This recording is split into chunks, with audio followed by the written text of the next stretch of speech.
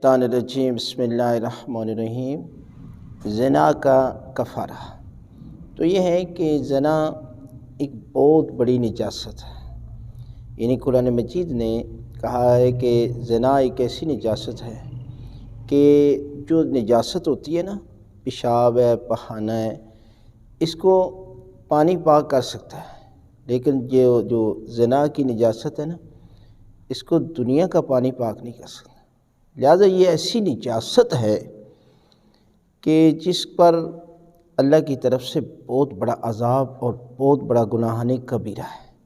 لہٰذا اس کا کفارہ یہ ہے کہ انسان جو ہے وہ توبہ کرے، استغفار کرے اور سچے دل کے ساتھ توبہ کرے، یعنی وہ توبہ کہ جس کے بعد انسان اس قدر خداوند عالم کی معرفت اس کے دل میں آ جائے کہ ذرا برابر بھی پھر جو ہے وہ اس کام کی طرف متوجہ نہ ہو۔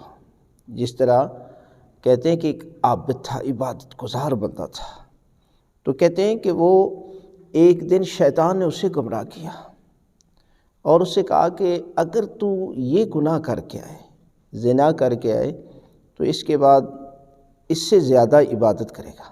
تو کہتے ہیں اس شیطان نے اسے ایک فاحشہ عورت کی طرف متوجہ کیا۔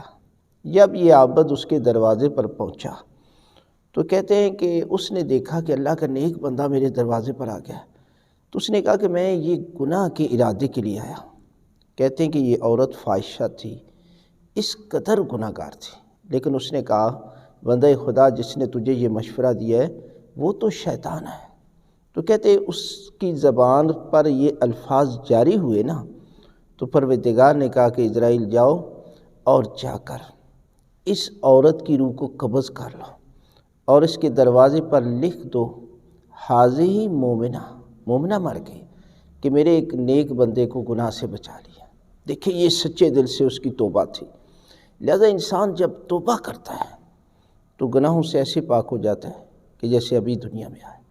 لہذا زنا کا کفارہ یہ ہے کہ انسان سچے دل سے توبہ کرے، استغفار کرے اور آئندہ اس سے گناہ سے یقیناً ہر صورت بچے، تو پھر پروردگار اس کی توبہ کو قبول کرتا ہے۔